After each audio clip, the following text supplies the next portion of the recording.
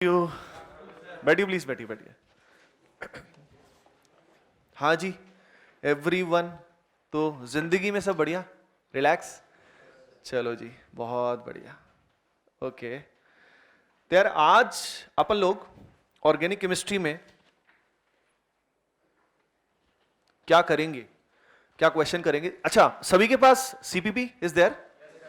Okay, that's great, nice.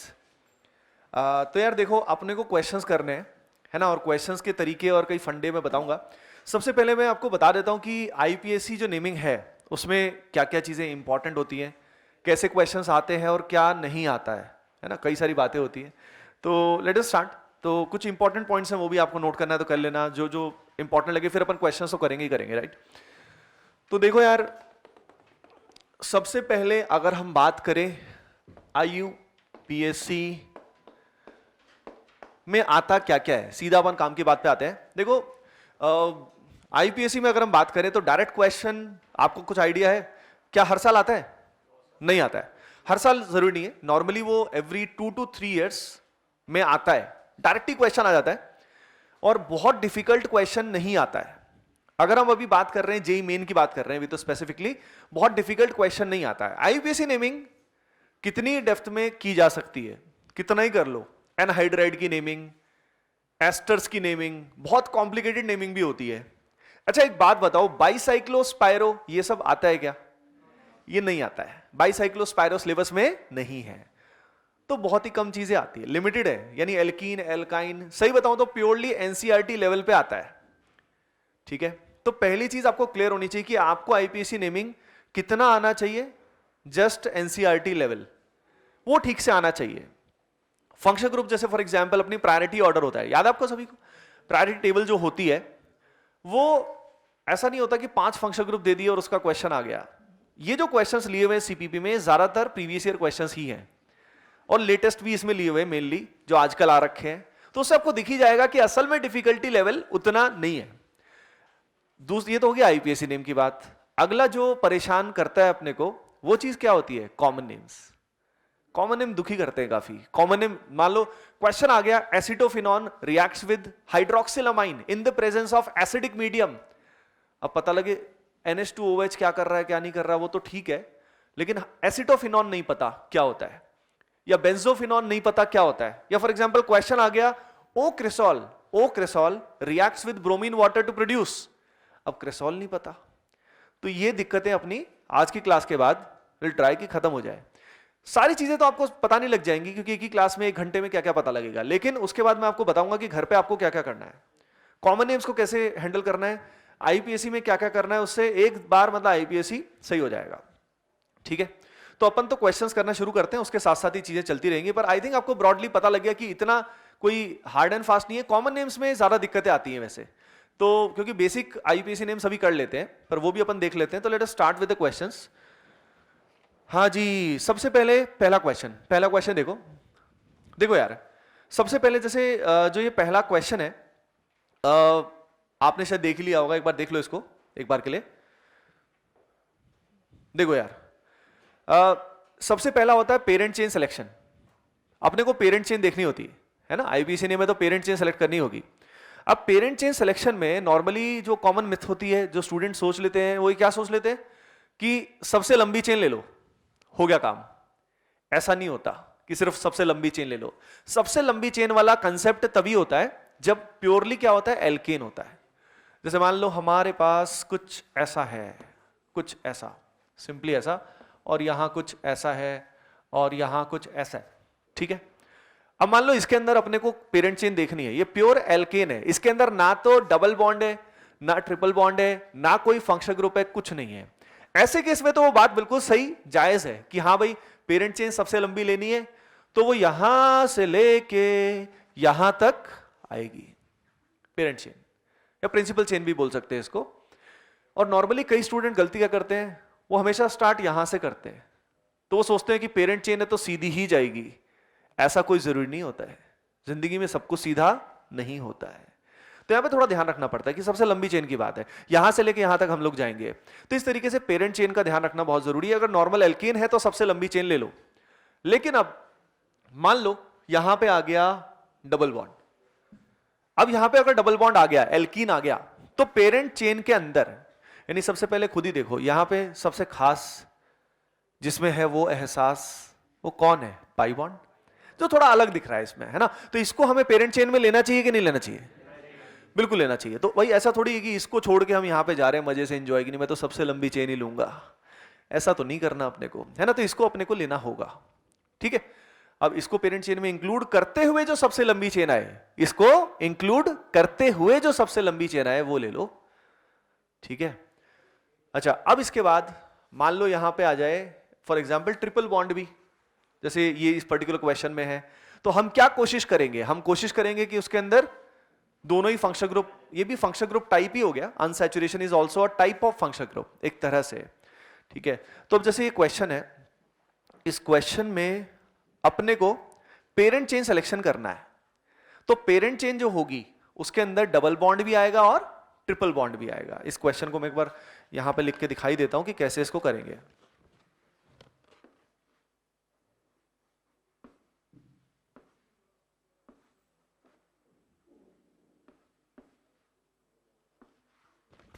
हाँ जी, ये question हो गया अपने सामने। अब इस क्वेश्चन के अंदर पेरेंट चेन सिलेक्शन करना है अपने को, ठीक है? अब देखो यहां पे इसको ऐसे ऐसे दिखा दिया, पर असल में ये जिगजैग होता नहीं है, ये सीधा होना चाहिए, ठीक है ना? क्योंकि ट्रिपल बॉन्ड है, ट्रिपल बॉन्ड है तो वहां पे कार्बन की हाइब्रिडाइजेशन बता सकते हो क्या? यहाँ पे sp होती है, ट्रिपल बॉन्ड के वहां पे क्या होती है? sp। sp का मतलब शेप क्या होती है? लीनियर। तो ये सीधा होना चाहिए, पर कोई बात नहीं, इससे कोई फर्क नहीं पड़ता। ये थोड़ी ना कहेंगे हम क्वेश्चन नहीं करूंगा मैं, गलत है, क्वेश्चन एग्जाम में आ गया तो करना ही पड़ेगा। तो यहां पे अपन ने ये चेन लिया, ठीक है ना? क्योंकि इसमें ये भी आ गया और ये भी आ गया। अब कितने कार्बन आ गए इसमें? 1 2 3 4 5 6 7, ठीक है? अब सवाल ये आता है कि पेरेंट चेन सिलेक्शन के बाद अगला क्या आता है? नंबरिंग। हम नंबरिंग किधर से करें? हम नंबरिंग राइट से करें या लेफ्ट से करें? तो देखो अब बात आती है एल्कीन और एल्काइन की, कि प्रायोरिटी किसकी होती है। तो देखो पहली चीज, एल्कीन और एल्काइन में किसी की भी प्रायोरिटी नहीं होती। थोड़ा गहराई में जाएंगे अपन, जहां पे स्टूडेंट गलती करते हैं हम उसी में बात करेंगे पूरे, उसमें नॉर्मल बात करके क्या फायदा, ताकि आपकी मिस्टेक्स ना हो। किसी की प्रायोरिटी नहीं होती। अगर ये फॉर एग्जाम्पल डबल बॉन्ड यहां होता मान लो, तब हम नंबरिंग पता किधर से करते? एल्काइन से, क्योंकि एल्काइन वाले को नंबर क्या मिलता? 1, और इधर से नंबर करता तो क्या मिलता है इसको? 2। 1 और 2 में छोटा कौन है? 1। यानी एल्कीन और एल्काइन में किसी की भी कोई भी प्रायोरिटी नहीं होती। हम छोटा नंबर देखते हैं जिसको छोटा नंबर मिले। लेकिन अगर यहां पे अब देखो, अगर मैं यहां से नंबरिंग करता हूं तो भी नंबर क्या मिलेगा, और यहां से भी क्या मिलेगा? दोनों जगह से अगर 1 मुझे नंबर मिल रहा है तो ऐसे केस में एल्कीन की प्रायोरिटी होती है ना? तो कई दिमाग में सोच रहे हो सर एल्कीन एल्कीन हमने तो सुना है। ऑब्वियसली एल्कीन की प्रायोरिटी होती है, लेकिन कब ये समझना जरूरी है। ओनली व्हेन जब नंबर दोनों को क्या मिल रहा है? सेम मिल रहा है। ये खास बात है। बस अब यहां से नंबरिंग करोगे और फिर उसके बाद हो जाएगा, ठीक है ना? तो इसके बेसिस पे इसमें जब नंबरिंग हम करेंगे तो एल्कीन हमारा नंबर 1 पे आ रहा है। 1 2 3 4 5 6 7। एक बार थोड़ा फ्लो बन जाएगा ना आईपीएससी का। तो ये बताओ ये आ गया। अब ये आने के बाद सबसे पहले हमें लिखना होता है लोकेंट्स के बारे में। लोकेंट्स कौन कौन है यहाँ पे? ये लोकेंट हो गया, ये लोकेंट हो गया और ये लोकेंट हो गया, ठीक है? ये जो लोकेंट है इसका नाम क्या बोलो? 3 कार्बन, क्या हो जाएगा? प्रोपाइल। ये प्रोपाइल, ये दोनों क्या हो गए? मिथाइल, ठीक है? अब सबसे पहले मैं इनको ही लिखूंगा। तो भाई सबसे पहले ये तो आ गया डाइमिथाइल। डाइमिथाइल का डी लोगे या एम लोगे? एम लोगे, मतलब अल्फाबेटिकल ऑर्डर के हिसाब से। तो डाइमिथाइल का एम देखते हैं, और यहां पे प्रोपाइल है। एम और पी में पहले कौन आएगा? एम। एबीसीडी तो नहीं भूल गए, ठीक है? तो यहां पे अगर हम बात करें, सबसे पहले हम क्या लिखेंगे? ये लिखेंगे 3,5। इसके बाद क्या लिखेंगे? हाँ, डाइमिथाइल। डाइमिथाइल के बाद 4 आएगा, प्रोपाइल। 4 प्रोपाइल आने के बाद फिर अब देखो, अब इसमें कितने कार्बन है? 7। 7 में क्या आएगा? हेप्ट। हेप्ट आता है, सेप्ट नहीं आता है, हेप्ट आता है। हेप्ट आने के बाद अब क्या आएगा? 1 पे इन आएगा, और 6 पे क्या आएगा? आइन। 6 पे आएगा आइन, ठीक है ना? अब यहाँ पे हमने ई नहीं लिखा, लेकिन मैं बता रहा हूँ ये छोटी छोटी चीजों से इतना भी फर्क नहीं पड़ता है। मतलब क्वेश्चन इतने छोटी चीज पे नहीं आते कि कहाँ पे डैश लगाया, कहाँ पे कॉमा लगाया, इतनी छोटी चीजों पे क्वेश्चन नहीं आते, तो उसके लिए टेंशन लेने की जरूरत नहीं है। नहीं तो खासकर जब आईपीएससी हम स्टार्ट करते हैं क्लास 11 में, तो हमें बहुत छोटी छोटी चीजों में डर लगता है, कहाँ कॉमा लगाएंगे, कहाँ डैश लगाएंगे, कैपिटल करेंगे नहीं करेंगे। पर ये मैटर नहीं करता, मेन मैटर करता है कि आपका फ्रेमवर्क सही है या नहीं है। ठीक है, तो ये हमारे हो गए प्रीफिक्स। इनको प्रीफिक्सेस को हमने कैसे अरेंज किया? अल्फाबेटिकली। डाइमिथाइल का हमने लिया एम, एम के बाद क्या आएगा? पी। ठीक है, उसके बाद हेप्ट लिखा, फिर हमने उसके बाद अनसैचुरेशन के बारे में बताया, अल्फाबेटिकली बताया, पहले इन आया, ई और वाई बाद में आया। और अगर इसमें फंक्शन ग्रुप होता, फॉर एग्जाम्पल यहां पे एल्कोहल होता है ना, तो एल्कोहल होता, तो एल्कोहल का सफिक्स याद है क्या? क्या होता है एल्कोहल का? ओल होता है, तो लास्ट में क्या जाता? ओल। डिपेंड करता है वो कहां पे होता है। तो इस तरीके से लास्ट में फंक्शन ग्रुप। तो इससे आपको एक फ्रेम भी पता लग गया कि किसी भी आईपीसी नेम का फ्रेम होता है, वो फ्रेम में सबसे पहले क्या आता है? प्रीफिक्स। प्रीफिक्स के बाद क्या आता है? इसको क्या बोलते हैं पता है आपको? Word root. और वर्ड रूट के बाद ये जो हेप्ट वगैरह है, वर्ड रूट के बाद क्या आता है? सफिक्स आता है। अब ये बताओ प्रीफिक्स कितने तरह के होते हैं? दो तरह के होते हैं, एक होता है सेकेंडरी, एक क्या होता है? प्राइमरी। और एक फिर क्या आता है? Word root. और फिर क्या आता है? 1 डिग्री सफिक्स। फिर क्या आता है? 2 डिग्री सफिक्स। तो मैं इससे फ्रेम आपको एक बार के लिए बता देता हूं कि फ्रेम ऐसा हो गया कि जैसे फॉर एग्जांपल मैं हमेशा बताता भी हूं जब आईपीसी को समझाता हूं कि जैसे मान लो किसी का नाम है मिस्टर, ये शब्द तो मुझे बहुत पसंद है ही, मिस्टर चुन्नू लाल। ठीक है, अब ये जो मिस्टर चुन्नू लाल है, ये बताओ ये जो मिस्टर है ये क्या हो गया? प्रीफिक्स, पहले नाम से पहले। ठीक है, और यहां पे लाल जो है ये क्या हो गया? सफिक्स। और ये जो चुन्नू है ये क्या हो गया? वर्ड रूट, वर्ड की जड़। इस तरीके से इसके कितने कंपोनेंट हो गए? 3। तो जैसे किसी भी नाम के 3 कंपोनेंट होते हैं, यहां पे आईपीसी नेम के भी कितने कंपोनेंट होते हैं? 3। ठीक है, तो उसमें भी मतलब अब ब्रॉडली मैंने बता ही दिया आपको कि इस तरह से आप उसको रिलेट कर सकते हो कि क्या होता है। ठीक है जी, तो ये हो गया पहला फ्रेम जो आपको पता लग गया। अब चलते हैं इससे आगे। अच्छा, आंसर इमीडिएटली मत देखना। जैसे जब क्लास में आप अटेम्प्ट करो तो पहले अटेम्प्ट करो अच्छे से, फिर आंसर पे जाओ। एकदम से आंसर पे जाओगे तो फिर क्या होगा? आप आंसर के हिसाब से अटेम्प्ट करना शुरू कर दोगे कि यार ये नहीं आया। तो बहुत जल्दी पीछे मत जाओ, जल्दीबाजी मत मचाओ। जो क्वेश्चन करो ढंग से करो, और हर सब्जेक्ट में इस बात का ध्यान रखो। मैंने बोला था ना कल कि क्वालिटी पे ध्यान देना, तभी इंप्रूव आएगा, नहीं तो इंप्रूवमेंट नहीं होगा। हम हल्का हल्का टच करके गलती हो गई, फिर से पीछे देख लिया, और वही सब चलता रहेगा। क्योंकि जो हैबिट आपकी सालों साल से बनी है, एकदम से उसको चेंज करना बहुत मुश्किल है, लेकिन वो आपको करना पड़ेगा। अगर आपको रिजल्ट ड्रास्टिक चाहिए, तो आपको कुछ बदलाव भी करना पड़ेगा ना। समझ रहे हो ना? एक बात कही जाती है, in order to change something big you have to do something big. तो अगर आपको कुछ खास रिजल्ट चाहिए, इसे 1 महीने में आपको मचाना है, कुछ बढ़िया करना है, रिजल्ट आपको लेके आना है, तो जो आपने पहले कमियां छोड़ी हैं वो तो आप दोबारा नहीं कर सकते। आपको तो कुछ बता दिया मैंने क्या करना है, वही करना है बस। क्वालिटी अच्छी रखनी है। चलिए अब अगले क्वेश्चन पे चलते हैं। अब साथ साथ करते रहते हैं ना, फिर कोई क्वेश्चन मैं करा दूंगा, कोई आप खुद कर लोगे, चलता रहेगा।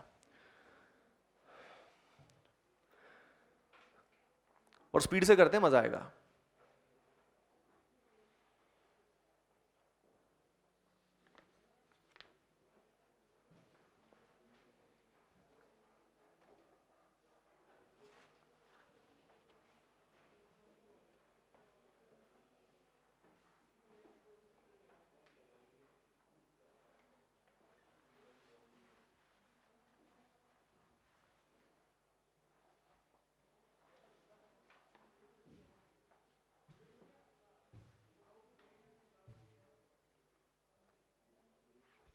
हाँ जी, टाइम इज अप। देखो सेकंड जो क्वेश्चन है इसमें सिंपल सी बात है, बहुत ही सिंपल सा क्वेश्चन है। ये कुछ ऐसा है और यहाँ पे कुछ ऐसा है। ठीक है, अब देखो कई स्टूडेंट्स को ना कंडेंस्ड फॉर्मूले में बड़ी दिक्कत आ जाती है। मतलब जो ये जैसे यहाँ पे आपको दिया, क्या दिया हुआ है? CH2 double bond CH, CH2 double bond CH, और उसके बाद दिया हुआ है CH, CH3 ट्वाइस, ऐसे दिया हुआ है। वैसे तो बहुत सिंपल है, ये तो थोड़ा ज्यादा ही सिंपल है। इसमें साफ दिख ही रहा है कि इस कार्बन से कितने मिथाइल डायरेक्टली जुड़े हैं? 2। ठीक है, लेकिन कंडेंस्ड फॉर्मूला आपको आना चाहिए, मतलब बहुत डिफिकल्ट आते नहीं है, लेकिन स्टिल आपको पता होना चाहिए कि ये जो ब्रैकेट में दिया हुआ है ट्वाइस, इसका मतलब क्या है।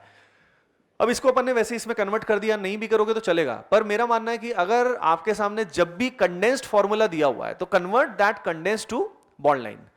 अगर उसको बॉन्ड लाइन में आप कन्वर्ट कर देते हो तो चीजें बहुत आसानी से दिखती है।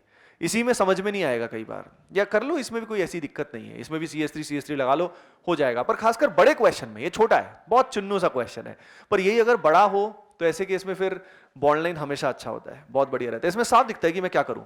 अब इसमें आपको साफ दिख गया, सबसे पहले क्या करते हैं, पेरेंट चेन।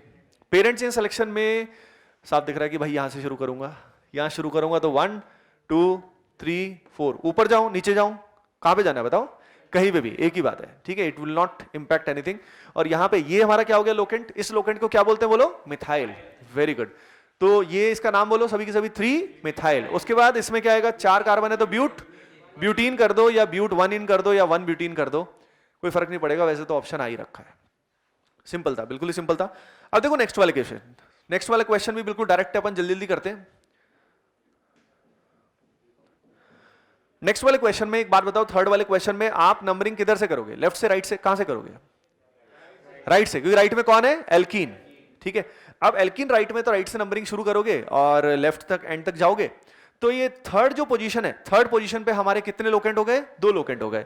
तो यहां पे आ गया 3,3 डाइमिथाइल, ठीक है। उसके बाद क्या आएगा, ब्यूट 1 इन या 1 ब्यूटीन, अब ऑप्शन में जो भी दिया उसके हिसाब से कर लो। तो आंसर इसका ABCD क्या आ रहा है बोलो, सभी का आ रहा है, वेरी गुड। तो अब इसमें एक ऑब्जर्वेशन देखो तुम, इंटरेस्टिंग, ये जो क्वेश्चन है सारे प्रीवियस ईयर हैं, ठीक है, और अभी आपको दिख ही रहा होगा कितना आसान क्वेश्चन आए हुए हैं, ठीक है, लेकिन एग्जाम में इनमें भी गलती हो जाती है। पहला क्वेश्चन ठीक था रिलेटिवली, पर ये दोनों तो बिल्कुल ही डायरेक्ट है। ये भी फोर्थ क्वेश्चन भी बिल्कुल रीसेंट क्वेश्चन है। तो यानी आपको पहला टाइप समझ में आया जो आता है जेईई मेन में, वो कौन सा है, हाइड्रोकार्बन का, यानी एल्कीन एल्काइन, इससे रिलेटेड क्वेश्चन आने के चांसेस काफी हाई है, अगर आया तो। आता वैसे हर 2-3 साल में है, अब आपकी शिफ्ट कौन सी है, क्या है, किसमें आए किसमें नहीं आए, कुछ कह नहीं सकते, पर देखो इसी के चांसेस ज्यादा है, ठीक है। इससे बहुत सारी चीजें आपको क्लियर हो जाएंगी। अब चलते हैं फोर्थ क्वेश्चन। ये एक तरह से चारों एक ही टाइप के हो गए, चारों हाइड्रोकार्बन रिलेटेड हो गए। जैसे आपको बताया था ना कि सीपीपी जो आपकी है उनके अंदर क्या होगा, टाइप्स होंगे। तो ये पहला टाइप अपना एक तरह से फोर्थ लास्ट है। फोर्थ वाले में एक तरफ एल्कीन है, एक तरफ हेलोजन है। अब हेलोजन जो होता है वो क्या होता है, लोकेंट होता है। क्या होता है हेलोजन, लोकेंट ऑलवेज। ये बताओ, हेलोजन वैसे तो फंक्शनल ग्रुप भी होता है, एल्काइल हैलाइड भी फंक्शनल ग्रुप है, लेकिन there are many functional groups जिनको लोकेंट की तरह ही ट्रीट किया जाता है। कैसे ट्रीट किया जाता है, लोकेंट, ठीक है। तो हेलोजन हो गया, ईथर हो गया, नाइट्रो ग्रुप हो गया, ये सब नाइट्रो नाइट्रोसो, ये सब कैसे होते हैं, लोकेंट की तरह ट्रीट करते हैं उनको। NO2 है तो नाइट्रो बोलेंगे, NO है तो नाइट्रोसो बोलेंगे, ONO है तो नाइट्राइटो बोलेंगे, और हेलोजन है तो हेलो बोलेंगे, ठीक है ना। तो यहां पे अब हम नंबरिंग, तुम्हें बताओ जल्दी से किधर से शुरू करेंगे, लेफ्ट से या राइट से, लेफ्ट से, जिससे हमारा एल्कीन को नंबर क्या मिलेगा, कम मिलेगा। अगर हम राइट से या बिल्कुल नीचे से शुरू करते हैं तो एल्कीन को नंबर 3 मिलेगा, और अगर मैं लेफ्ट से करता हूं नंबरिंग क्या मिलेगा, हाँ बहुत ही बढ़िया। तो यहां पे लेफ्ट से शुरू करेंगे अपन, है ना, ठीक है भाई, बढ़िया है। तो लेफ्ट से शुरू करते ही वैसे ही खेल यहां पे मतलब खत्म हो गया, क्योंकि ऑप्शन बहुत ही आसान है, ठीक है। यहां पे ये बताओ कितने कार्बन आ रहे हैं पेरेंट चेन में, 5 आ रहे हैं, वेरी गुड, ठीक है। जान करके इनने थोड़ा नीचे दिया, क्योंकि एग्जाम में जब डर होता है ना तो गलती से कई बार हम जोश में ऊपर निकल जाते हैं।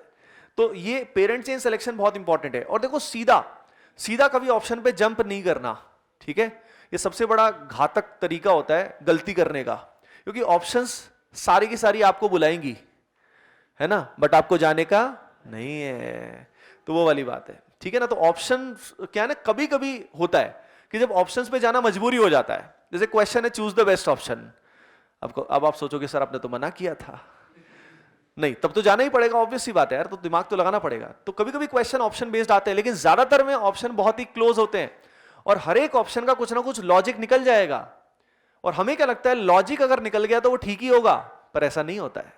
तो इसलिए पहले सॉल्व करो दिमाग में, फिर ऑप्शन पे जाओ। ये तो ये सामने होते हैं ना, तो बहुत लालच बुरी बला है, तो इस चीज का ध्यान रखिएगा। हाँ जी, आंसर बोलो, फोर्थ वाले में क्या आंसर है, डी आ रहा है क्या, पक्का, वेरी गुड भाई, ब्रोमो 4 पे आ रहा है। अब देखो ये ऑप्शन उतने अच्छे नहीं है, क्योंकि इसमें क्लोज ऑप्शंस नहीं है। इसमें साफ ही दिख रहा है कि एक भी चीज आपने क्रैक कर ली, यानी अगर आपने नंबरिंग भी सही कर ली, पेरेंट चेन आपने सही कर ली, तो बस हो गया काम, ठीक है। ओके, अब देखो फिफ्थ मैं कराऊंगा आपको। फिफ्थ आ गया नया टाइप, फिफ्थ आ गया साइक्लिक वाला, ठीक है। साइक्लिक वाला ये है अपने पास, और इसके अलावा हमारे पास क्या है, OH है, ठीक है भाई, ये चीज हमारे पास है। ओके, तो यार देखो, ये साइक्लिक हो गया। अब साइक्लिक में पेरेंट चेन का तो कोई टेंशन दिख नहीं रहा, पेरेंट चेन साफ ही दिख रही है, ये गोला जो है ये हमारी क्या है, पेरेंट चेन। अब अगली बात ये आती है कि भाई इसके अंदर अपने को नंबरिंग कहां से करनी है, ठीक है। तो भाई ये बताओ, यहां पे क्या कोई फंक्शन ग्रुप प्रेजेंट है, यस और नो? कौन सा है बताओ? अल्कोहल, बेवड़ों की आन बान और शान, अल्कोहल। तो यहां पे देखो, अब ये जो है ना, कई खुश हो गए तुम में से, क्या बात है, पिछला जन्म याद आ गया कि हाँ सर मैं ऐसे ही मरा था पिछले जन्म में। तो यहां पे ये नंबर 1 मिलेगा इस कार्बन को।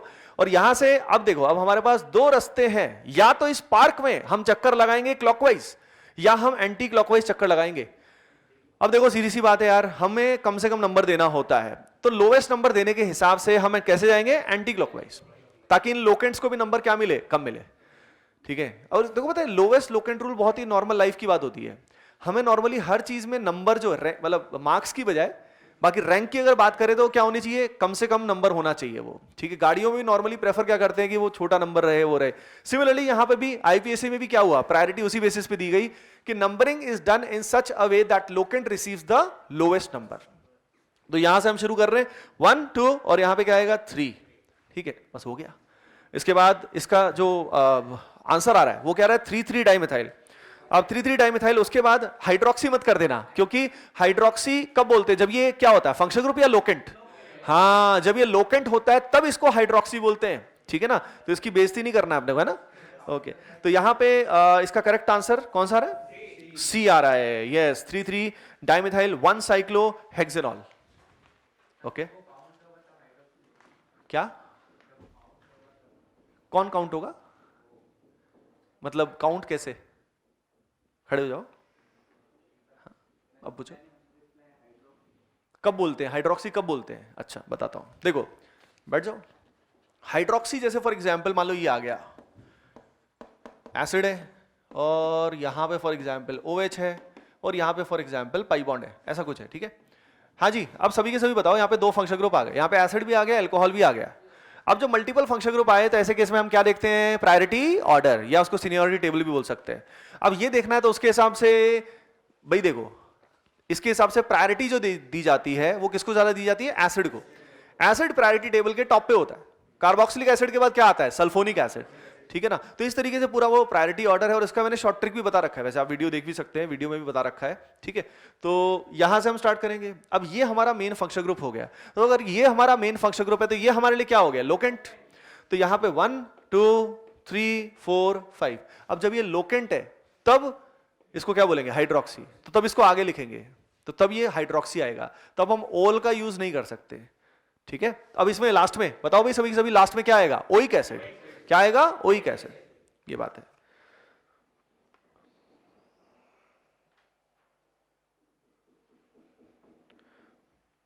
तो 5th वाला हो गया, इससे आगे आप करना शुरू कर दो, मतलब है ना, साथ साथ ही।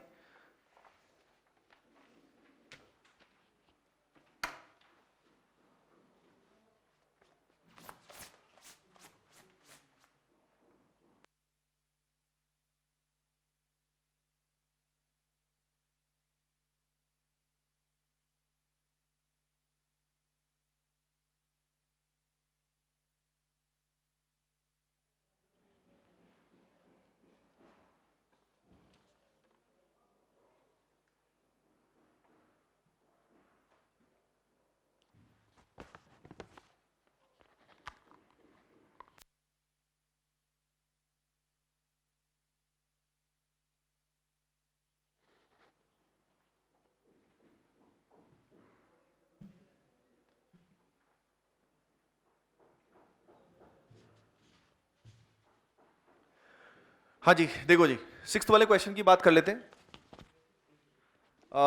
छठा क्वेश्चन देखो यार, आंसर तो इसमें पीछे भी लिखे हुए, लेकिन मेन बात ये है कि अपने को सही करना है। तो इसमें जो कईयों के लिए प्रॉब्लम होता है वो ये होता है इसका प्रेजेंटेशन। जैसे क्वेश्चन में लिखा हुआ है CH3CO, तो कई बार ये CO से समझ नहीं पाते कि C डबल बॉन्ड O है। वैसे अंडरस्टूड है कि CO ऐसे लिखा है तो डायरेक्टली लाइन में CO नहीं आएगा, क्योंकि अगर सीधी लाइन में CO आता तो ये ईथर होता। वैसे देखा जाए तो यहाँ ऑप्शन में कहीं पे भी ईथर नहीं है, सब जगह कीटोन दिख जाएगा, अच्छा है तो C डबल बॉन्ड O है। तो पहले अगेन मेरा तो यही तरीका होता है, मैं अपना तरीका बता देता हूँ, आपको जो बेटर लगे वो सही है। लेकिन मेरे हिसाब से तो बॉन्ड लाइन में कन्वर्ट करना इज अ बेस्ट मेथड। इसमें साफ दिख जाता है कि कितने कार्बन है क्या है।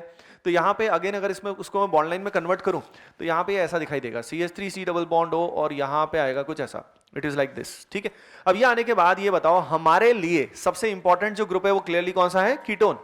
अब कीटोन में भी हमारे लिए जो सबसे इंपॉर्टेंट है वो कौन सा है? ये कार्बन। ये कार्बन हमारे लिए सबसे इंपॉर्टेंट है। ठीक है, हम इस कार्बन को नंबरिंग के दौरान लोएस्ट नंबर देना चाहेंगे। तो ये बताओ इसको अगर हमें लोएस्ट नंबर देना है तो मुझे कहां से नंबरिंग करनी पड़ेगी? लेफ्ट से राइट से? लेफ्ट से। लॉजिकल सी बात है यार, क्योंकि अगर मैं राइट से करूंगा तो लंबा रास्ता हो जाएगा। तो यहां से करूंगा तो वो यहां पे 1 2 3 4। अब ये लोकेंट नहीं है, ध्यान रखिए, ये मेन फंक्शन ग्रुप है। अगर ये मेन फंक्शन ग्रुप है तो इसको हम कहां कब लिखेंगे? एंड में। सिंपल सी बात है। और हमारे लिए लोकेंट हो ही गया इसके अंदर। तो इसमें बोलिए करेक्ट आंसर क्या आया? मतलब ABCD कौन सा आया? A आया, इसके लिए D आया ना। 3 मिथाइल आया, 3 मिथाइल के बाद फिर क्या आया? 2 ब्यूटेनॉन, 3 मिथाइल 2 ब्यूटेनॉन। ठीक है, जैसे पहला जो लिखा हुआ है ना ये कॉमन है। पहले में जैसे लिखा हुआ आइसोप्रोपाइल मिथाइल कीटोन, तो ये IUPAC नेम नहीं है। आइसोप्रोपाइल किसके लिए? ये जो ग्रुप है, ये वाला ग्रुप हमारे लिए कौन सा है? आइसोप्रोपाइल। और ये वाला हमारे लिए कौन सा है? मिथाइल। और ये क्या? कीटोन है। तो ये इसका कॉमन तरीका है लिखने का, आइसोप्रोपाइल मिथाइल कीटोन। कभी कभी क्वेश्चन आ जाता है इस तरह का। जैसे मैं आप सभी को बताऊं, जैसे एल्डोल अपनी कंडेंसेशन होती है। ठीक है, तो क्वेश्चन आ गया कि ethyl methyl ketone, ethyl methyl ketone. तो आपको क्लियर होना चाहिए कि हाँ एक तरफ मिथाइल है एक तरफ इथाइल है और ये क्या है? कीटोन। और ये रिएक्शन कर रहा है डाइल्यूट NaOH के साथ to give X aldol products. बस तो पता लगे इसी चीज में आप डर रहे हो कि इथाइल मिथाइल कीटोन क्या है, उसी में कंफ्यूजन हो जाता है। ऑर्गेनिक में इट हैपेंस। ये छोटी छोटी चीजों की वजह से ही मार्क्स कट जाते हैं। मतलब आपने को मान लो रिएक्शन भी याद आ रही है, कुछ एक चीज भूल गए, तो नाम से डायरेक्ट क्वेश्चन आने के चांस कम है, लेकिन इसका असल में यूज बहुत है। क्वेश्चन आ जाते हैं, कॉमन नेम यूज आ जाता है। जैसे एस्पिरिन है, एस्पिरिन बहुत कॉमन है। अब सवाल ये आता है, चलो कॉमन नेम्स पे अपन आएंगे, एक बार पहले ये खत्म कर लेते हैं, फिर कॉमन नेम्स की बात अपन करते हैं थोड़ा। ओके, 7th इंटरेस्टिंग है, इसको करो।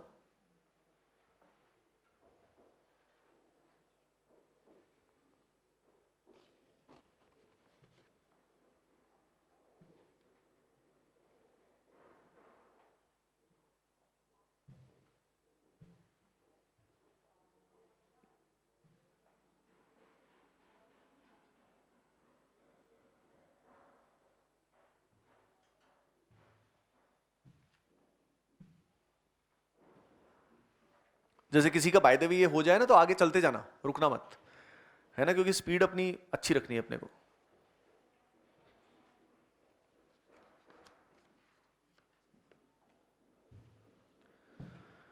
हाँ जी, चलो जी, देखो 7th में the correct answer is D. और डी में इशू क्या है बताओ भाई, क्या प्रॉब्लम क्या है डी में? एल्कोहल। एल्कोहल में क्या दिक्कत है चुन्नो? हाँ, पोजीशन एल्कोहल की पोजीशन क्या होनी चाहिए? फर्स्ट या सेकंड? सेकंड होनी चाहिए। और इसने नंबरिंग किधर से कर दी? लेफ्ट से कर दी। तो ये वाली बात है, तो नंबरिंग सही करनी चाहिए। तो इस तरह के क्वेश्चन को करने का क्या तरीका है, आप नीचे आंसर मत देखो, पहले आप उसका नेमिंग कर लो, और नेमिंग करके आपको अंदाजा लग जाएगा कि वो सही है कि नहीं है। सिंपल है, तो उसको रीनेम कर लो। ठीक है ना। अच्छा, इसमें वैसे मैं बता देता हूं, जैसे ए है तो इसमें पहले आ गया इथाइल। ये इथाइल कहां से आया? देखो एस्टर्स की नेमिंग कईयों को पता नहीं होती, तो एस्टर की नेमिंग के बारे में मैं थोड़ा सा बता देता हूं। जैसे कि फॉर एग्जांपल हमारे पास है कुछ ऐसा, ठीक है, और यहां पे हमारे पास ब्रोमीन भी है, मान लेते एक बार के लिए। और एस्टर्स की नेमिंग में स्टूडेंट्स को दिक्कत आती है। ठीक है, तो पहले एक बार चलो ब्रोमीन छोड़ो, पहले एक बार नॉर्मल बता देता हूं, सिंपल वाला बिल्कुल। ठीक है, तो यहां पे ये जो O से जुड़ा हुआ है ये हमारा मेन फंक्शनल ग्रुप है, ये हमारा सबसे इंपॉर्टेंट कार्बन है, और ये हमारी पेरेंट चेन है। This is our parent chain. और यहां पे अगर मैं बात करूं तो ये जो है ना, ये हमारा लोकेंट है, और ये लोकेंट क्या है? मिथाइल। ठीक है, अब ऑक्सीजन से जुड़ा हुआ जो लोकेंट होगा, ऑक्सीजन से जुड़ा हुआ जो लोकेंट होगा, उस लोकेंट को हम सबसे आगे लिखते हैं, इररिस्पेक्टिव कि वो अल्फाबेटिकल में कहां पे भी आए। मतलब अगर यहां पे भी कुछ भी होता, ब्रोमीन होता, क्लोरीन होता, ब्रोमोक्लोरो कुछ भी होता, सबसे पहले मैं किसको लिखता? मिथाइल। तो मैंने यहां पे लिख दिया मिथाइल। अब ये हो गया मिथाइल, आगे आ गया, सबसे आगे जो आ रहा है, यानी अंडरस्टूड है। कभी भी एस्टर का नाम हो सकता है आपको दिया हो, मान लो एस्टर का रिएक्शन करा रखा हो, हाइड्रोलिसिस करा रखा हो, तो फिर मान लो आपको एस्टर दे दिया, मिथाइल ब्यूटेनोइट रिएक्ट्स विद दिस। अब आपको मिथाइल ब्यूटेनोइट पता ही नहीं क्या होता है, आपको पता ही नहीं वो मिथाइल किधर लगा हुआ है, दिक्कत हो जाएगी ना। तो ये इस तरह से कॉमन नेम रिएक्शंस में यूज आते हैं। ठीक है, जो बहुत ही भारी कॉमन नेम्स हैं उनकी बात हम अलग से करेंगे कि वो याद रखने हैं नहीं रखने हैं। जैसे फॉर एग्जांपल एवरीडे लाइफ है, अब उसमें नाम इतने बड़े बड़े नाम तो है ही, नाम के बाद स्ट्रक्चर्स तो और भी महारत ही, तो उनका क्या करना चाहिए नहीं करना चाहिए, तो विल सी दैट, है ना। ओके, तो यहां पे अब इसका नाम में मिथाइल आ गया। मिथाइल के बाद 3 कार्बन है, 3 कार्बन के लिए वर्ड रूट क्या रहता है बोलो? प्रॉप। प्रॉप प्रॉप के बाद अब इसके बाद सिर्फ सिंगल बॉन्ड्स है ना यहाँ पे, तो क्या आएगा? एन, और एन के बाद इसके लिए जो सफिक्स होता है वो क्या होता है? O8, ठीक है ना। तो क्या हो जाएगा ये? Methyl propanoate. तो आपने देखा कि सब चीजें जुड़ी हुई होती हैं कि पहले लोकेंट आएगा, फिर कितने कार्बन है वो बताए गए, फिर अनसैचुरेशन है या नहीं है। जैसे यहाँ पे सिंगल बॉन्ड्स है तो फिर प्रॉप के बाद क्या आएगा? एन, और लास्ट में क्या आएगा? सफिक्स आएगा। यानी ये एक तरह से आपने शायद कभी हिंदी में पढ़ा होगा संधि, संधि और संस्कृत में पढ़ा जाता है संधि, ठीक है। तो ये संधि हो रही है, उसके टुकड़े हैं और उसके आपस में कनेक्ट हो रहे हैं, और ऐसा कोई वो बड़ी बात नहीं है। और बहुत भयंकर क्वेश्चन आते नहीं है, ये आपने देख लिया है, तो इसलिए रिलैक्स। तो जिसको भी आईयूपीएससी का डर है, आज के बाद थोड़ा रिलैक्स तो हो जाएगा। कुछ एनसीईआरटी कर लोगे, इसके बाद मैं बता दूंगा क्या क्या करना है, उतना ही कर लेना, बहुत है। अच्छा, 8th क्वेश्चन में ना है ये प्योरली एल्केन।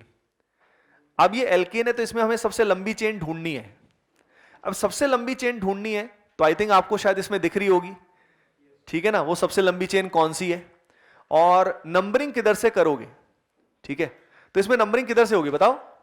ऊपर से नंबरिंग होगी, और राइट से, ऊपर और राइट से नंबरिंग होगी। क्यों? क्योंकि उसमें लोकेंट पास आ रहा है, ये जो मिथाइल है ना ये पास में आ रहा है, तो छोटे नंबर मिलेंगे। अगर मैं नीचे से नंबरिंग करता हूं, राइट से नंबरिंग करता हूं, नीचे से राइट से, तो नंबर क्या मिलेंगे? बड़े। तो जो मिथाइल है ना वो गेम चेंजर है, जो ऊपर लगा हुआ है। अगर यही मिथाइल, बताओ, यही मिथाइल ऊपर की बजाय नीचे होता तो क्या होता? नीचे से नंबरिंग हो जाती, बस, ठीक है। देखो, अब देखो 9th आ गया, डिफरेंट टाइप। 9th कौन सा टाइप है? ये है पॉली फंक्शनल ग्रुप, जब एक से ज्यादा फंक्शनल ग्रुप प्रेजेंट है ना। अब देखो, एक से ज्यादा जब फंक्शनल ग्रुप प्रेजेंट है, पहली चीज तो आपको 2 से ज्यादा फंक्शनल ग्रुप नहीं मिलेंगे। इवन एडवांस में भी नहीं आता है, एडवांस में भी नहीं आता, पता है आपको, मतलब बहुत सारे फंक्शनल ग्रुप्स नहीं आते हैं। उसमें लिखा भी हुआ है, एडवांस के सिलेबस में भी लिखा हुआ है, ठीक है ना, कि नॉर्मली मतलब पॉली फंक्शनल में भी अप टू 2 फंक्शनल ग्रुप्स, बाकी लोकेंट्स हो सकते हैं। तो 2 से ज्यादा जब आएंगे नहीं तो टेंशन वाली बात ही नहीं है। हाइपोथेटिकली कि एनहाइड्राइड भी ले लिया, एसिड भी ले लिया, सल्फोनिक एसिड भी है, सब कुछ है, समझ रहे हो, सब कुछ नहीं आता, नहीं होता है। मतलब आप समझ रहे हो कि कैसे ऑर्गेनिक केमिस्ट्री को बहुत ग्लैमराइज कर दिया जाता है बुक्स में कि ना जाने क्या क्या है। तो ऑर्गेनिक को बहुत ग्लैमराइज किया जाता है इस तरीके से कि भाई ये भी आ सकता है, इतना कुछ नहीं आता। आपको दिख रहा है कि रियल में क्या आता है। अगर इस पे हम फोकस करेंगे तो हम बहुत अच्छा ऑर्गेनिक को कर सकते हैं। नहीं तो कंटेंट का इतना बड़ा सागर है, कितना ही उसमें घुस जाओ, कोई अंत नहीं है उसका। हम ही आज तक घुसे हुए हैं, इतने साल हो गए, जब खुद पढ़ रहे थे, अब पढ़ा रहे हैं, इतने साल हो गए, फिर भी अभी भी बहुत कुछ सीखने को मिलता है, बहुत कुछ क्वेश्चंस नए नए मिलते हैं, बहुत कुछ होता है। अच्छा, तो 9th क्वेश्चन में सबसे पहले बात ऐसी है कि भाई इसमें एसिड है एक तो फंक्शनल ग्रुप, और एक इसके अंदर कौन सा है? एल्डिहाइड। आप ही बताओ, एसिड एल्डिहाइड में कौन जीतेगा? वेरी गुड, कार्बोक्सिलिक एसिड जीतेगा।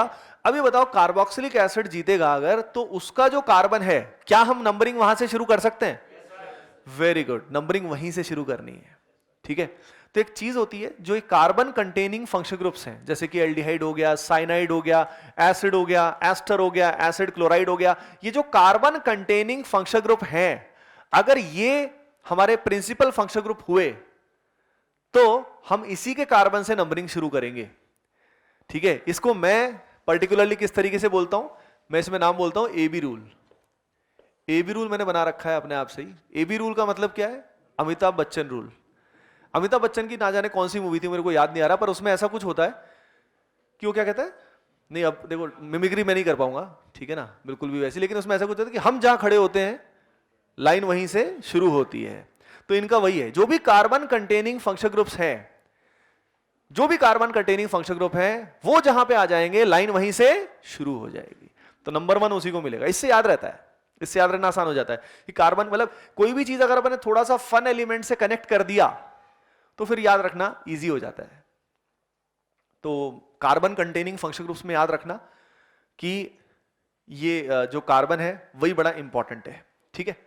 अच्छा, अगर कार्बन कंटेनिंग नहीं है, जैसे कि फॉर एग्जाम्पल बेवड़ों की पहचान एल्कोहल ग्रुप, उसके अलावा भी बहुत सारे ग्रुप्स होते हैं, NH2 अमाइन वगैरह, तो उसमें कौन सा इंपॉर्टेंट होता है कार्बन? हाँ, उस OH ग्रुप से जो डायरेक्टली जुड़ा हुआ है। अब OH ग्रुप से जो डायरेक्टली जुड़ा है या NH2 से जो डायरेक्टली जुड़ा है, उसको मैंने नाम दिया हुआ है VIP कार्बन। क्या नाम दिया हुआ है? VIP carbon. VIP का तो ख्याल रखना होगा, और VIP को नंबर कैसा चाहिए? बड़ा चाहिए, छोटा चाहिए? छोटा चाहिए, बस।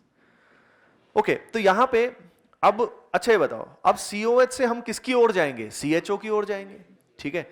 CHO की ओर जाएंगे तो अब इसके बाद सवाल यह आता है कि CHO वाला जो कार्बन है उसको पेरेंट चेन में लेना है या नहीं लेना है? ऑब्वियसली लो, क्योंकि हमको ऐसी पेरेंट चेन चाहिए जिसमें मैक्सिमम फंक्शनल ग्रुप आए।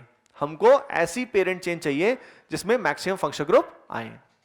तो इसमें COH भी आ गया, इसमें CHO भी आ गया, इसमें एल्कीन भी आ गया, सब आ गया, और कार्बन भी ठीक है, कोई दिक्कत नहीं है। पर चाहे इसमें कार्बन कम होते, याद रखिए, चाहे इसमें कार्बन कम होते तो भी हम इसी पेरेंट चेन को लेते, ठीक है ना, क्योंकि इसमें फंक्शनल ग्रुप आ गए। तो it's not only about the longest chain कि सबसे लंबी चेन ले लो, हो गया काम, ऐसा नहीं है भाई। डैडी जी का ध्यान रखना पड़ेगा, और डैडी जी कौन है? पेरेंट फंक्शनल ग्रुप, प्रायोरिटी के हिसाब से, ठीक है। अच्छा, बस उसके बाद तो फिर अच्छा, अब ये देखो CHO में स्टूडेंट्स को डाउट आ जाता है कि CHO का जो नाम है वो क्या रखें, ठीक है ना, ये कॉमन डाउट है, तो उसके बारे में हम बात कर देते हैं। जैसे कि यहां पे हम बात करते हैं, ये CHO है और यहां पे हमारे पास COH है। एक बार नॉर्मल बात करते हैं, ठीक है। यहां से शुरू कर रहे हैं, 1 2 3 ले लिया। अब इसके नाम रखें क्या, क्योंकि इसके नाम कई सारे होते हैं तरह तरह के। पहले कंडीशन ये हो गया कि जब हमने इस कार्बन को पेरेंट चेन में कंसीडर किया है, जब कर सकते हैं तो करेंगे ही, ये थोड़ी कि यहीं पे छोड़ दिया। अब कर सकते थे, पेरेंट चेन तो लंबी से लंबी करने की कोशिश करेंगे, तो जहां पे भी हम उसको कंसीडर कर सकते हैं, पहली चीज तो कार्बन को चेन में लेंगे। अब कार्बन को अगर चेन में ले लिया तो ये जो पर्टिकुलर ग्रुप है इसको हम सिंपली ऑक्सो बोलेंगे। क्या बोलेंगे डियर स्टूडेंट्स? ऑक्सो। ऑक्सो नाम से दिख रहा है, ऑक्सीजन की बात कर रहे हैं, तो ये हो गया ऑक्सो। तो यानी एल्डिहाइड के केस में, एल्डिहाइड के केस में जब कार्बन एटम को हम पेरेंट चेन में ले लेते हैं तो उसको क्या प्रीफिक्स उसका होता है? ऑक्सो। बोलो सभी दोबारा, वेरी गुड। अब दूसरा केस, मान लो ऐसा कुछ है, यहां पे COH है, यहां पे फॉर एग्जाम्पल CHO आ गया, यहां पे आ गया है एक और COH मान लेते हैं एक बार के लिए, ठीक है। अब देखो हमारे लिए एल्डिहाइड से ज्यादा इंपॉर्टेंट कौन है? एसिड। क्या है? एसिड। एसिड है तो भाई ये हम यहां से यहां तक जाएंगे, सही है। अब जब यहां से यहां तक जाएंगे तो इस कार्बन को क्या मैं पेरेंट चेन में ले पाऊंगा? नहीं ले पाऊंगा। अब इसको पेरेंट चेन में नहीं ले पाऊंगा तो क्या मैं इसको ऑक्सो बोल पाऊंगा? क्योंकि ऑक्सो में तो सिर्फ ऑक्सीजन था, यहां तो कार्बन भी है, और जब यहां कार्बन भी है तो इसके लिए क्या टर्म यूज होता है? फॉर्माइल। क्या होता है बोलो? Very good. इसके अलावा एक और टर्म होता है, मिथेनॉइल भी बोल सकते हैं। मिथेनॉइल, मिथेन कार्बोनिल मिलके क्या बनता है? मिथेनॉइल। तो मिथेनॉइल इज ऑल्सो फाइन, लेकिन फॉर्माइल बहुत कॉमन होता है। फॉर्माइल, फॉर्म जो टर्म होता है ना, फॉर्म, आपने सुना है फॉर्मिक एसिड? सुना है क्या? Formic acid, acetic acid. तो फॉर्मिक जो होता है वो किसके लिए यूज होता है? फॉर्म, सिंगल कार्बन के लिए। एसिड किसके लिए यूज होता है? एसिड, ACET, 2 के लिए। प्रोपायन किसके लिए यूज होता है? 3 के लिए। ये होता है कॉमन नेम्स में तरीका होता है, लेकिन ये ऐसा कॉमन है जो IPSC में यूज हो रहा है, तो ये कोई इशू नहीं है इसको यूज करने में, तो फॉर्माइल यूज कर लेंगे। तो वहां पे ये बताओ, करंट क्वेश्चन जो है डियर स्टूडेंट्स, इसमें व्हाट डू यू थिंक? मतलब नहीं, वो तो ठीक है, इसके अंदर मतलब हम क्या यूज कर रहे हैं? फॉर्माइल नहीं, फॉर्माइल यूज कर रहे हैं क्या? ऑक्सो यूज कर रहे हैं। क्या यूज कर रहे हैं? ऑक्सो। हाँ, बस ये बात है। ओके, अब देखो, आपने देखा, फिर आ गया 10th क्वेश्चन। 10th क्वेश्चन जो है ये अगेन पॉलीफंक्शनल है, पॉलीफंक्शनल है। अब ये बताओ आप ही इसके अंदर एसिड और एल्कोहल, एसिड एल्कोहल, बोलो भाई एसिड एल्कोहल में कौन जीता? हाँ, कई मन ही मन बोल रहे होंगे सर एल्कोहल जिंदाबाद। यहां पे अब एसिड से कार्बन से स्टार्ट करोगे, ठीक है, और कोशिश करोगे कि जो VIP कार्बन है, कोशिश करोगे जो VIP कार्बन यानी जो OH से जुड़ा हुआ है उसको भी कम से कम नंबर मिले, पर लेकिन राइट से करोगे तो नंबर वही मिलेगा। तो 3 पे जो ग्रुप आएगा वो क्या आएगा, हाइड्रोक्सी। 3 पे हाइड्रोक्सी है, और 4 पे क्या आ रहा है, मिथाइल। ठीक है जी, तो इसके बेसिस, हाँ उसके बाद आएगा पेंटेनोइक एसिड। तो इसमें कौन सा आंसर है, सी आ रहा है ना। एक सेकंड सॉरी, इसमें अब अपने को अल्फाबेटिकली अरेंज करना है, ध्यान रखना है अल्फाबेटिकली अरेंज करना है। तो ये बताओ एम और एच में पहले कौन आएगा, एच आएगा। अब मानता हूं अल्फाबेट में कई दिक्कत हो जाती है, एकदम से एबीसीडी दिमाग में नहीं आती है, इट्स नेचुरल, हो जाता है, डोंट वरी कि भाई आगे कौन सा है पीछे कौन सा है। तो आप दोबारा एबीसीडी बोल लो चाहे दिमाग में, मैं तो ऐसे ही करता था लिटरली, एबीसीडी दोबारा से दिमाग में दोहराई और उसके बाद कंफर्म कर लिया। कोई इसमें ईगो वाली बात नहीं है ना कि एबीसीडी नहीं आती। ओके, तो उस बेसिस पे आप अल्फाबेटिकली इसको अरेंज कर लो। 11th क्वेश्चन अगर आप देखोगे तो 11th क्वेश्चन फिर से किस चीज पे आ रहा है, साइक्लो पे। और इस साइक्लो में एज यू कैन सी इसके अंदर एल्कीन भी आ रहा है। ठीक है, तो अब इसमें नंबरिंग का खेल है, क्योंकि इसमें स्टूडेंट्स को बड़ा डाउट रहता है कि साइक्लो में नंबरिंग में कैसे करें, एल्कीन आ जाए तो क्या करें। उसमें एक दो कई अच्छे क्वेश्चंस भी बनते हैं।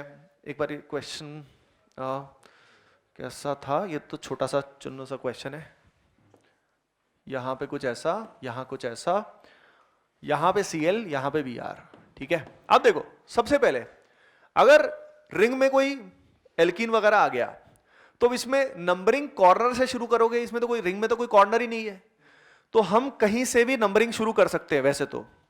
अब लेकिन लोकेंट में और एल्कीन में, लोकेंट में और एल्कीन में ज्यादा इंपॉर्टेंट कौन है, एल्कीन।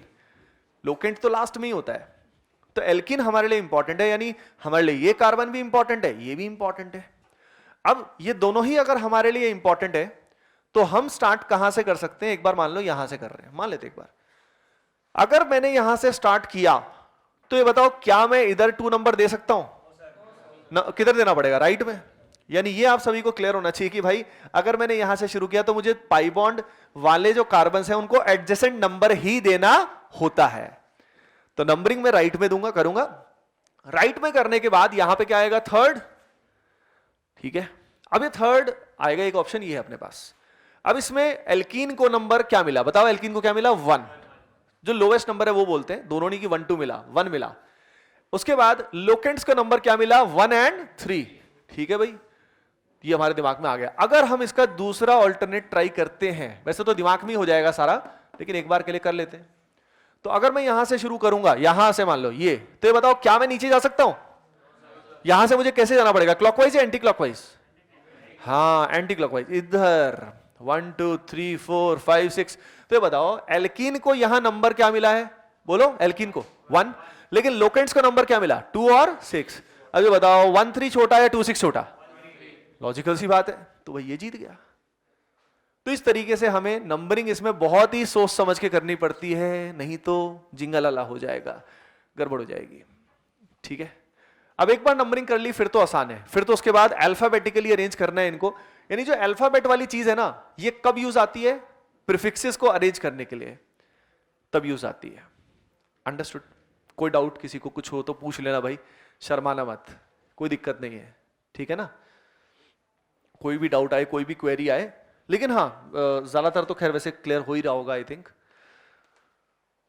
हाँ जी, अब इसके बाद अच्छा इसका 11th का आंसर क्या आया, मतलब कौन सा ऑप्शन आया, सी ऑप्शन आया। हाँ 3 ब्रोमो 1 क्लोरो, बी पहले आएगा ना, और साइक्लोहेक्सीन, सही है। हाँ जी, अब देखो ये अगला क्वेश्चन, ये जेई एडवांस वाला क्वेश्चन है ये वाला, लेकिन इससे सीखने को काफी मिलता है। ठीक है, तो अभी कर ही लेते हैं, कोई दिक्कत नहीं है। ये क्वेश्चन एरोमेटिक नेमिंग का है, और एरोमेटिक नेमिंग बड़ी ही इंपॉर्टेंट है। क्वेश्चन आते हैं, आपको दिख ही रहा है, ये जेई एडवांस में था, ये देखो 14 15 ये सब जेई मतलब मेन वाले हैं क्वेश्चन। ठीक है, तो क्वेश्चन आ जाते हैं इस तरीके से, राइट। अच्छा 15 ही है ना इसमें तो अभी। तो अब देखो इनके अंदर क्या फंडा रहता है, मैं तरीका बता देता हूं, पहले इसी क्वेश्चन को बता देता हूं। ये जो क्वेश्चन है इसमें डाउट होता है स्टूडेंट्स को ऑफन, तो लेट मी टेल यू, बताता हूं आपको।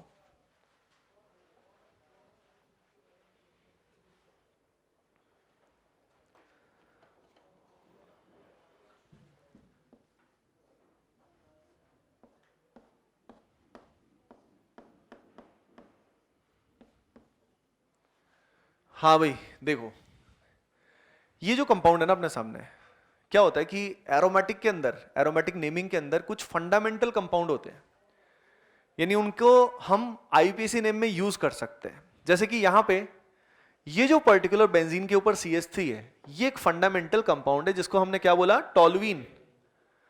तो टोल्यूइन जो है ना, टोल्यूइन जो है, कमाल की बात यह है कि टोल्यूइन खुद एक आईपीएसी नेम है। कैसे? ये कॉमन नेम था, लेकिन ये इतना ज्यादा कॉमन हो गया कि it is converted to PIN। PIN का मतलब क्या होता है? Preferred IUPAC name. यानी वो जो चीज थी वो पहले कभी कॉमन होती थी। जैसे फिनॉल का आईपीएसी नेम पता क्या है? फिनॉल। एनिलीन का क्या है? एनिलीन। या आईपीएसी ने एक्सेप्ट कर लिए हैं, और ये कॉमन डाउट होता है। हम क्या सोचते हैं, हमें क्या लगता है? हमें लगता है ये कॉमन नेम्स है, लेकिन ये कॉमन नहीं है। अंडरस्टूड? तो ये फंडामेंटल 8-9 कंपाउंड ही होते हैं। जैसे फिनॉल हो गया, एनिलीन हो गया, बेंजोइक एसिड हो गया, बेंजल्डिहाइड हो गया, बेंजोइल क्लोराइड हो गया, बेंजामाइड हो गया, जो सारे बेंजीन से डायरेक्टली जुड़े हुए ग्रुप्स हो गए ना, वो फंडामेंटल कंपाउंड्स हैं। उनके अलावा, जैसे फंक्शनल ग्रुप्स के अलावा, ये खास है क्योंकि बाकी सब में तो फंक्शनल ग्रुप है, बाकी सब में OH है, NH2 है, COOH है, कुछ ना कुछ है। ये बिना फंक्शनल ग्रुप के भी ठुल्लू क्या है? फंडामेंटल कंपाउंड है एक, जिसको हम एक मेन कंपाउंड की तरह ट्रीट कर सकते हैं, राइट? अगर हमने इसको टोल्यूइन के हिसाब से लिया तो हम इसी को नंबर 1 देना पड़ेगा, क्योंकि भाई इसी को मेन हमने रेफरेंस लिया है। एक तरह से इसको फंक्शनल ग्रुप ही मान लिया हमने। ये 1 है तो ये क्या आएगा? 4। ये हमारा क्या हो जाएगा? लोकेंट। तो इसका नाम क्या हो गया? 4-क्लोरो-टोल्यूइन। तो एक तो इसका ये नाम आ गया, ठीक है, एक नाम इसका ये आ गया। अब अगली चीज, मान लो इसको फंडामेंटल कंपाउंड नहीं लेते हैं, जो यहां एक ऑप्शन है, सब में नहीं है। फिनॉल वाले में तो फिनॉल लेना ही पड़ेगा अपने को, एनिलीन में एनिलीन लेना पड़ेगा, बेंजोइल क्लोराइड में लेना पड़ेगा, लेकिन यहां पे फर्क क्या है? क्योंकि एक लोकेंट की तरह भी है, तो ये और इस क्वेश्चन में, इसीलिए एडवांस में ऐसी थोड़ी आ गया, ये गहरा क्वेश्चन था ये। तो ये जो है इसके अंदर अब CH3 जो है, इसमें मल्टीपल पॉसिबिलिटी इसलिए आ गई क्योंकि ये लोकेंट भी है और फंडामेंटल भी है। बाकियों में ऐसा नहीं होता, फिनॉल में ऐसा नहीं कर सकते। मैं एग्जांपल मैं आपको दिखा भी दूंगा साथ साथ। जैसे यहां पे अपन ने लिया फिनॉल और यहां पे अपन ने लिया CH3, ठीक है। अब यहां पे फिनॉल फंडामेंटल है तो फिनॉल ही है, क्योंकि ये फंक्शनल ग्रुप है। इसमें दूसरा ऑप्शन नहीं आएगा, इसमें सिंगल ऑप्शन आएगा। इसमें सिंपल इसका नाम, इसका यहां पे 1, यहां क्लॉकवाइज या एंटी क्लॉकवाइज कहीं पे भी जा सकते हैं। एरोमेटिक है तो इसमें ज्यादा टेंशन नहीं है, नंबरिंग की टेंशन इतनी नहीं है एरोमेटिक में। यहां पे गए तो ये क्या आएगा? 4, तो इसका नाम क्या आएगा? 4-मिथाइल फिनॉल, 4-मिथाइल फिनॉल। लेकिन ऑप्शन में क्या क्या आएगा? ऑप्शन में ये भी आएगा। इसको फंडामेंटल बना दिया, इसको नंबर 1 दे दिया, इसको 4 दे दिया, और इसको क्या बोला? 4-हाइड्रोक्सी-टोल्यूइन। बट वो गलत है। एल्कोहल मतलब एल्कोहल तो नहीं है, ये फिनॉल है, पर फिनॉल और ये तो सिंपल बेंजीन पे CH3 है, तो हम किसको प्रायोरिटी देंगे? फिनॉल को। तो यहां तो एक ही ऑप्शन हुआ। यहां खास बात क्या है? यहां मल्टीपल ऑप्शन हो गए। एक तो ये वाला, दूसरा कौन सा हो गया? अब ये दोनों लोकेंट है, मिथाइल भी लोकेंट है, क्लोरो भी लोकेंट है। अगर मैं नंबरिंग यहां से करूंगा तो भी 1-4 आएगा, यहां से करूंगा तो भी 1-4 आएगा। यानी नंबरिंग यहां पे फेल हो गई। नंबरिंग यहां पे फेल हो गई तो नंबरिंग से अगली चीज क्या होती है? बताओ भाई, चुनो। नंबरिंग अगर सेम आ जाए तो क्या देखते हैं? अल्फाबेट देखते हैं। फोकस करो थोड़ा और ध्यान दो, है ना। क्या देखते हैं अपन? अल्फाबेट। अल्फाबेट देखते हैं तो मिथाइल और क्लोरो में, M और C में पहले कौन आएगा? C आएगा। तो यहां पे क्या लिखे? 1। इधर जाओ इधर जाओ, एक ही बात है। यहां पे क्या आएगा? 4, तो इसका नाम क्या आएगा? 1-क्लोरो-4-मिथाइल बेंजीन। इसमें लास्ट में आएगा बेंजीन। तो ये ऑप्शन क्रिएट हो गया जो बाकी सब में नहीं था। समझ गए ना? तो ये बात है। तो स्टूडेंट्स ने लेकिन गलती क्या की? इसी को समझते हुए, जैसे मान लो क्वेश्चन ये दे दिया, अब यहां पे आ गया NO2 और यहां पे आ गया Cl। अब इसी को रेफरेंस लेते हुए स्टूडेंट्स ऑप्शन देखने लग गए, और ऑप्शंस में अब क्या करने लग गए कि फंडामेंटल किसी को भी कंसीडर करने लग गए। जैसे नाइट्रोबेंजीन ले लिया, क्लोरोबेंजीन ले लिया। ऐसे नहीं होता, किसी को भी नहीं ले सकते। समझ रहे हो मेरी बात? इसलिए बाकी ऑप्शंस भी सही लगेंगे। जैसे किसी ने मान लो इसको फंडामेंटल ले लिया कि मैं तो क्लोरोबेंजीन को ले रहा हूं, नहीं ऐसे नहीं ले सकते आप। मैं नाइट्रोबेंजीन को ले रहा हूं, नहीं ऐसे नहीं ले सकते। लेकिन टोल्यूइन को ले सकते हो। एक ऑप्शन इसमें क्या दिया हो सकता है, या शायद दिया भी होगा, जिसमें क्लोरोबेंजीन दिया होगा और इसका नाम क्या होगा? 4-मिथाइल क्लोरोबेंजीन। लेकिन क्या आप क्लोरोबेंजीन को फंडामेंटल ले सकते हो? नहीं ले सकते। ये बात है। तो ये इसलिए ये क्वेश्चन पर्टिकुलरली काफी खास है। बाकी सब में तो क्या होता है कि फिनॉल हो गया, एनिलीन हो गया, बेंजोइक एसिड हो गया, वो तो है ही क्या, फंक्शनल ग्रुप्स। समझ में आई बात? ओके, तो होपिंग दैट थोड़ी फील आई होगी आपको कि ये क्वेश्चन स्पेशल क्यों था। बाकी नॉर्मल क्वेश्चंस में इतनी दिक्कत नहीं है। नॉर्मल क्वेश्चंस कैसे होंगे, ऐसे होंगे, फंक्शनल ग्रुप आपको साफ साफ दिखेगा, उसका नाम आपको पता होगा, फिनॉल, बेंजोइक एसिड, बेंजामाइड, उसको नंबर 1 दिया और उसके आसपास घुमाया, लोकेंट का नाम दिया, हो गया। इसमें नंबरिंग इधर उधर राइट लेफ्ट से फर्क नहीं पड़ता, स्टार्ट कर दिया फिर आप लेफ्ट राइट कहीं पे भी जा सकते हो, बस लोएस्ट नंबर मिलना चाहिए। ओके, इसके बाद क्वेश्चन नंबर 13। हाँ, ये भी एक डिफरेंट टाइप ऑफ क्वेश्चन है। इस तरह के क्वेश्चन कैसे करते हैं मैं थोड़ा बता देता हूं। जैसे कि ये हमारे पास कोई भी रिंग है, ठीक है, और इस रिंग से फॉर एग्जांपल हमारे पास कोई फंक्शनल ग्रुप डायरेक्टली जुड़ा हुआ है, carbon containing functional group directly जुड़ा हुआ है। तो अगर किसी रिंग से carbon containing functional group directly जुड़ा है तो उसके लिए स्पेशल सफिक्स यूज होता है। क्या यूज होता है? Special suffix. मतलब इसका नाम अगर हमें लिखना है तो ये जो है ना, ये कार्बन, ये हमारी पेरेंट चेन में नहीं आ सकता, क्योंकि इमेजिन करो इसको पेरेंट चेन में ले लिया, फिर नीचे थोड़ी जा सकते हैं, और इसमें तो एक ही कार्बन रहेगा, तो ये तो बहुत ऑकवर्ड हो गया ना। यानी अगर हम इसको पेरेंट चेन मानते तो इसका नाम पता क्या होता? साइक्लोपेंटाइल। साइक्लोपेंटाइल, ये लोकेंट होता, साइक्लोपेंटाइल मिथेनोइक एसिड।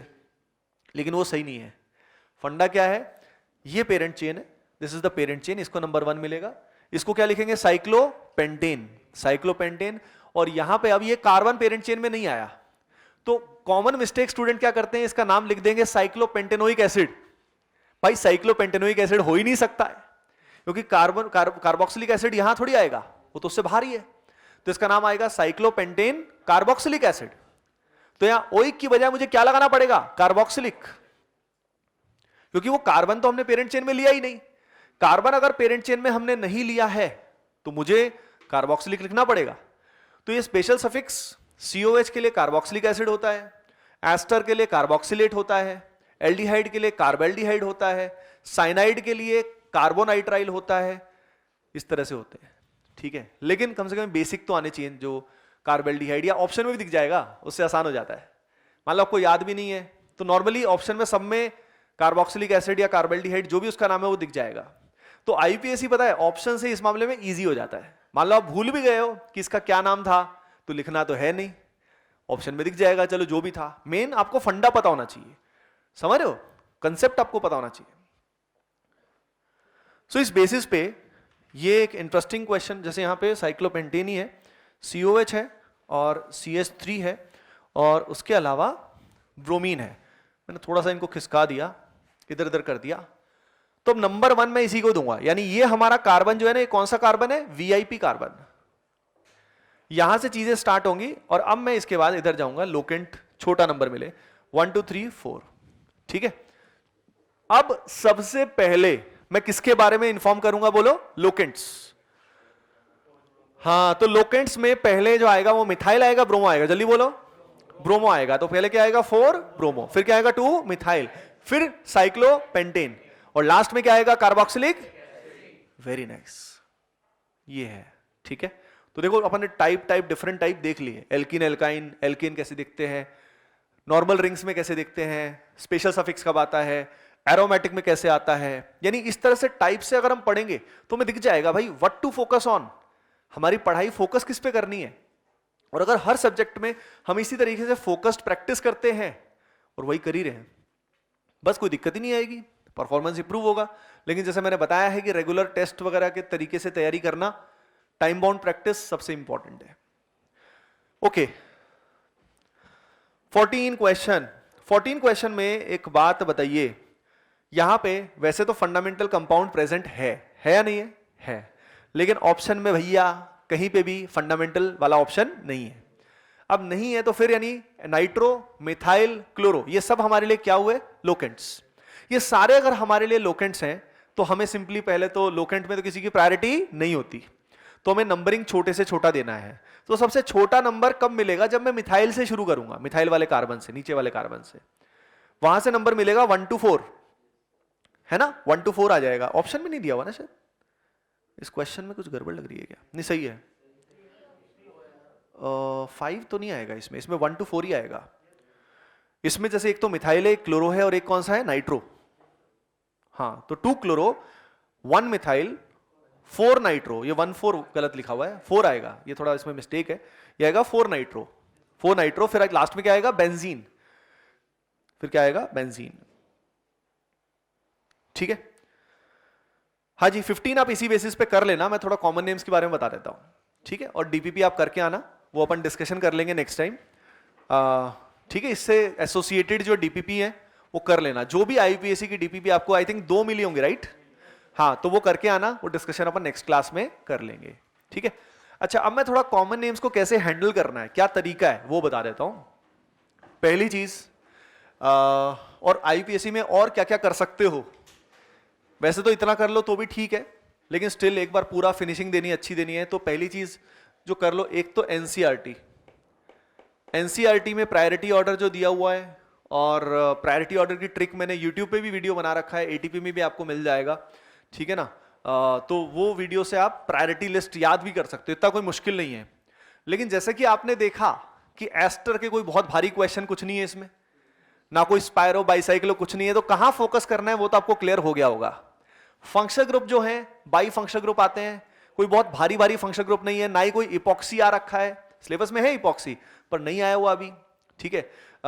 इपॉक्सी वैसे एक बार आया था पर लेकिन नॉर्मली नहीं आया हुआ, अपन नॉर्मली की बात कर सकते हैं, सब कुछ करने में तो फिर सब कुछ ही आ जाएगा, ना ही एनहाइड्राइड का कुछ सोचना है। तो आप एनसीईआरटी कर लो एक तो, ठीक है। एनसीईआरटी में जो एल्कीन एल्काइन वाले क्वेश्चन है वो ठीक से कर लो, डीपीपी तो करनी है, पर उसके अलावा बता रहा हूं अगर आप कर पाओ तो काम काफी रहेगा, क्योंकि ये तो है ही, बाकी सब्जेक्ट भी है, प्लस उसके अलावा जो अलग से बता रहे हैं कि ये कर सकते हो, ये सजेस्टेड है। मतलब अगर बाय द वे कोई ऐसा प्राणी है जो नॉर्मल काम तो बहुत मजे से कर लिया उसने, तो उनके एडवांटेज के लिए है कि ये सब भी कर लो, नहीं तो मिनिमम इतना तो करना ही है जो दिया जा रहा है, ये तो पहले करो। एनसीईआरटी के अलावा अब बात करते हैं कॉमन नेम्स। पहली चीज तो कॉमन नेम से रिलेटेड मैंने एक वीडियो बना रखा है, आप उसको सर्च कर लेना, common names in organic chemistry. उसमें जो भी कॉमन नेम्स है, उस एक वीडियो से आपको काफी क्लैरिटी आ जाएगी कि कॉमन नेम्स कैसे, समझ रहे हो, आईसो क्या होता है, नियो क्या होता है, कब किसको यूज करते हैं, क्योंकि उसका यूज आता है। एक तो ये कर लेना, वो वीडियो देख लेना, कॉमन नेम्स वाला मिल जाएगा आपको, काफी पहले का बना रखा है, यूट्यूब पे है या ऐप पे भी आपको मिल जाएगा कॉमन नेम्स का, ठीक है। वो कर लेना अगर आपको कॉमन नेम्स में प्रॉब्लम है तो, ठीक है, सबको नहीं होती। दूसरी चीज, कॉमन नेम्स के लिए जो प्रीवियस ईयर क्वेश्चंस की बुक आप लेके आए हो सभी? नहीं लेके, मतलब होनी चाहिए आपके पास, प्रीवियस ईयर की होनी भी चाहिए। उसमें क्या करोगे, जो भी कॉमन नेम्स आपको प्रॉब्लमेटिक लगते हैं ऑर्गेनिक के, आप ऑर्गेनिक के चैप्टर वाइज क्वेश्चंस निकालो, उनमें जो भी कॉमन नेम आपको प्रॉब्लम करते हैं, जैसे क्रेसोल आ गया, टोलुडीन आ गया, टोलुवीन भी मान लो किसी को दिक्कत करता है, उसकी लिस्ट बना लो। जो जो कॉमन नेम्स आए हुए उनकी लिस्ट में 30 40 50 नाम आएंगे, वो सामने रखोगे, रेगुलर यूज करोगे, उनके स्ट्रक्चर बना लोगे साथ में, दिक्कत ही खत्म, परमानेंट दिक्कत खत्म, समझ रहे हो। और ये अपने आप से करना ही बेस्ट होता है, नहीं तो क्या होता है, कई इंस्टीट्यूट्स में व्हाट दे डू इज एक कॉमन नेम की लिस्ट देते हैं, लेकिन वो कॉमन नेम की लिस्ट कॉमन नहीं होती, उसमें कम से कम 50 की बजाय 150 नाम दे देते हैं वो, जो एक्चुअल में बहुत सारे काम के नहीं होते। सही है क्या? तो आपको खुद को करनी है प्रैक्टिस, आपको क्वेश्चंस देखने से मल्टीपल फायदे हैं। आपको एक तो आइडिया लगेगा कि क्वेश्चन कौन कौन से चल रहे हैं, ठीक है, और ये आते हैं चैप्टर वाइज क्वेश्चंस जो अभी तक के भी आपको मिल जाएंगे, उससे लिस्ट बन जाएगी, 30 40 नाम 50 नाम मैक्सिमम है, बस ये कर लो। ये आपको ऑर्गेनिक में आगे भी हेल्प करेगा, क्योंकि पता लगे क्वेश्चन अगले वाले टॉपिक्स के हैं लेकिन हमें नाम ही नहीं समझ में आया, तो फिर दिक्कत होगी ना। अगर नाम ही समझ में नहीं आया तो उसके बाद क्वेश्चन कैसे करोगे। फॉर एग्जाम्पल 3,4 डाइमिथाइल फिनाइल इथेनॉन, ऐसा कुछ आ गया नाम थोड़ा सा, और इसकी रिएक्शन करवा रहे किसी से, स्ट्रक्चर नहीं दिया हुआ, हो जाता है कभी कभी ऐसा, तो स्ट्रक्चर ही नहीं पता लगेगा तो क्वेश्चन कैसे होगा, बहुत फ्रस्ट्रेटिंग होता है वो। सोचो लिमिटेड तो क्वेश्चन आने वाले इतने से, और उतने क्वेश्चंस में भी अगर हमें नाम की वजह से वो क्वेश्चन नहीं हुआ तो उससे बुरा कुछ नहीं हो सकता। जब मैं 12th क्लास में था तो आयरनी ये है कि आज जो मेरी कभी बहुत बड़ी कमजोरी थी वही मेरी आज स्ट्रेंथ है, लेकिन 12वीं क्लास में जब मेरा पहला अटेम्प्ट था तो उस समय मेरी ऑर्गेनिक वीक थी, और उस ऑर्गेनिक में ये कॉमन नेम्स मुझे बहुत परेशान करते थे, बहुत ज्यादा। इनफैक्ट मतलब I could become a decent teacher, good teacher, because I was bad student. मुझे पता था कि भाई मतलब कहां कहां स्टूडेंट स्टक होता है, कहां कहां मैं फंसता था, किन किन पॉइंट्स पे। इसलिए मुझे आपकी ज्यादातर क्वेरीज पहले से ही पता होती है, फिर कुछ टीचिंग से एक्सपीरियंस आ जाता है। लेकिन खुद मुझे पता था अगर मैं एक बहुत ज्यादा इंटेलिजेंट स्टूडेंट होता जो पहली बार में ही उसने आईआईटी में मचा दिया, ये आ गया, तो मुझे पता ही नहीं लगता कि स्टक कहां होते। ठीक है, लेकिन आपको ऐसा नहीं करना है। ठीक है ना, आप में जो भी स्टूडेंट ड्रॉपर नहीं भी है या ड्रॉपर है, जो भी है वटेवर, ये कॉमन नेम्स में गलती नहीं करनी। तो मेरे मार्क्स इसमें मतलब चले जाते थे। कॉमन नेम्स मतलब जैसे ही आया मैं डर गया कि ये एसिटोफिनॉन और ये बेंजोफिनॉन, जो भी नाम आगे क्या करें, और समझने की कोशिश करना। लॉजिक होता है, वो जो वीडियो बता रहा हूं उससे समझ में आ जाएगा आपको। उसमें लॉजिक है कि फॉर्मिक एसिड है, तो फॉर्मिक एसिड सिर्फ अकेला नहीं है, फॉर्मिक एसिड के साथ फॉर्मेल्डिहाइड, फॉर्म से रिलेटेड और ज्यादा चीजें भी आती है। एसिड है तो एसिटिक एसिड, एसिटोनाइट्राइल, मतलब बाकी फंक्शन ग्रुप में भी चलेगा वो। तो ऐसा नहीं कि सिर्फ एसिड में ही एसिड आता है, कॉमन नेम्स बाकी चीजों में भी आते हैं। तो इस तरीके से कॉमन नेम्स आपको हैंडल करने अगर दिक्कत हो तो। वैसे होगी शायद 50% को, तो जैसा मुझे लगता है। किस किस को दिक्कत है कॉमन नेम्स में? काफी को दिक्कत है, तो इसका यही सोल्यूशन है, ये कर लेना। नहीं तो ऑर्गेनिक में दिक्कत आएगी, आ सकती है। मतलब क्या पता किस स्लॉट में 30% क्वेश्चन में कोई खास कॉमन नेम आ जाए, ऐसा कोई। बस ये ध्यान रखना, ऐसा नहीं होता कि बिल्कुल ही रैंडम कॉमन नेम कोई आ गया, ऐसा नहीं होता। तो ये मत सोचना कुछ भी आ गया, कुछ भी थोड़ी दे देंगे। इसमें एक और चीज आपको बता देता हूं, एनसीईआरटी की जो अपने चैप्टर्स हैं उसमें भी शुरू में एक लिस्ट दी हुई है। अब उसमें भी काफी होते हैं, लेकिन वो मतलब उससे ज्यादा कुछ नहीं आ सकता, वो मैक्सिमम है। लेकिन वो सारी याद धीरे धीरे होगी, यूज करोगे तो होगी, वो इंपॉर्टेंट है। एनसीईआरटी में हर चैप्टर में शुरू में नाम दिए हुए इंपॉर्टेंट नेम्स जो भी है, राइट। ओके गाइज, तो इसी बेसिस पे आप सभी आज की क्लास खत्म करते हैं अपन लोग। एंड होपिंग दैट आपको अंदाजा लग गया है कि आईपीएससी में what to focus on, and इससे आपका ऑर्गेनिक का अच्छा बेस बनना शुरू हो जाएगा, right. So that is it for now, मिलते हैं फिर, है ना। Okay, take care.